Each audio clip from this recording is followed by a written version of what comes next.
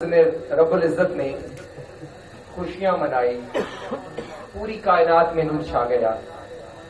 حضرت آمینہ رضی اللہ تعالیٰ نے فرماتی ہیں کہ جب کونین کے تاجدار کی ولادت کا وقت قریب آیا تو میں نے دیکھا کہ کمرہ میرا نور سے بھر گیا، جگمگا اٹھا۔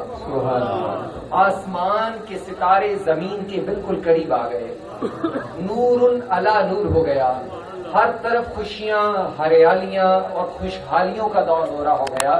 فرماتی ہیں کہ میں نے اپنے کمرے میں دیکھا کہ دراز کا 2-3 خواتین مجھے نظر آئی، تو بتقاضا انسانی میری جبین میں پسینے کے قطرے آ گئے کہ یہ میرے گھر میں اجنبی خوبصورت دراز قد خواتین کون ہیں؟ کہتی ہیں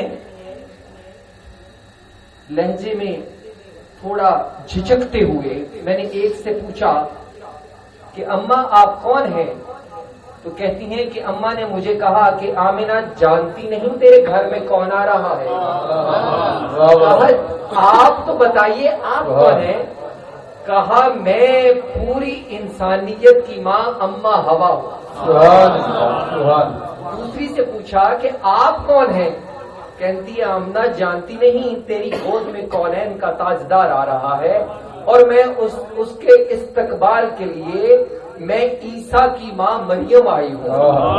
پوچھا گیا تیسری خاتون آپ کون ہیں؟ کہا میں ابراہیم خلیل اللہ کی بیوی اور اسماعیل ذبیح اللہ کی ماں ہوں، میں مصطفیٰ کریم کے استقبال کے لیے آئی ہوں۔ کہتی ہیں اور پھر مصطفیٰ کریم کی جلوہ گری ہوئی، میری آنکھوں سے اللہ کریم نے 70,000 پردوں کو اٹھا دیا۔ اور پھر کسرا کے محل کے کنگرے گرتے ہیں، سرکار دو عالم تشریف لاتے ہیں، آنکھوں میں نمی ہے، لیکن کس کے لیے؟ امت کی بخشش اور مغفرت کے لیے۔ اور زبان میں جو جملے آ رہے ہیں وہ کیا ہے کہ رب حبلی امتی، اے اللہ میری امت کو بخش دے۔ ہمارے لیے دعا کر رہے ہیں۔ کملی کونین کا تاجدار زمین پر آنے پر سب سے پہلا جو جملہ ادا ہو رہا ہے کہ اے اللہ میری امت کو بخش دے۔ اور پھر وقت گزرا، اب میں بات کو 2-4 منٹ میں سمیٹوں گا، اپنے مزاج کے لیے یہ بات کر رہا ہوں۔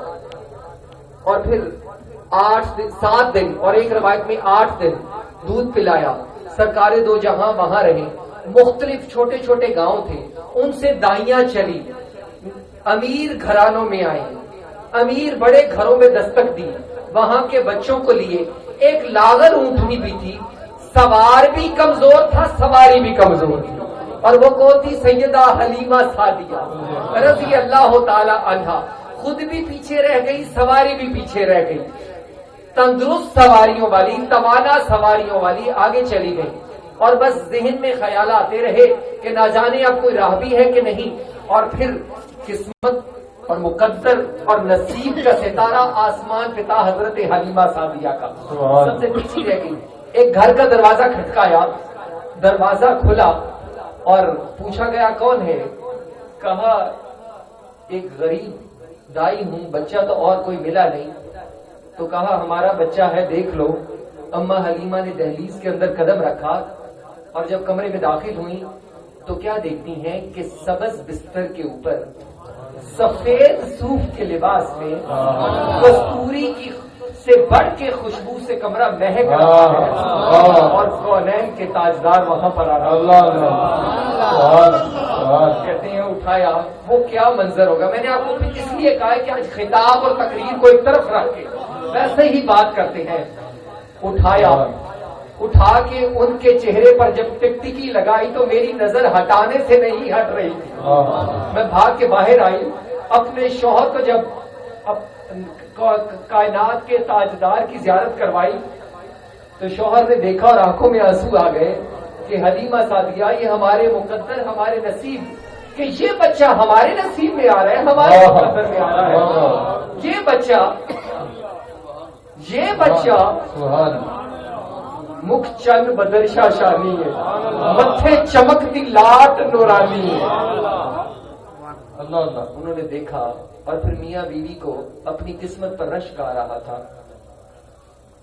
بنی عجیب قسمت تو نے پائی حلیمہ، بنی تو محمد کی دائی حلیمہ، سبحان اللہ، معطر دو عالم کو جو کر گیا ہے، یہ کس باغ سے پھول لائی حلیمہ۔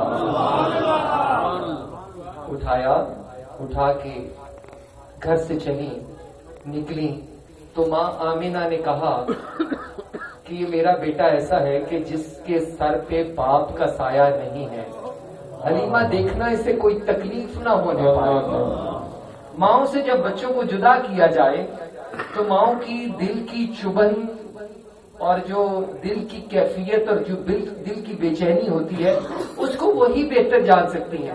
اللہ اماں حلیمہ لے کر نکلی تو سیدہ آمنہ دروازے کی اور سے دیکھ رہی تھی کہ یہ میرے جگر کے ٹکڑے کو لے کر جا رہا ہے، اور کہا دیکھنا اماں حلیمہ اس کو تکلیف نہ ہو، اس کے سر پہ باپ کا سایہ نہیں ہے۔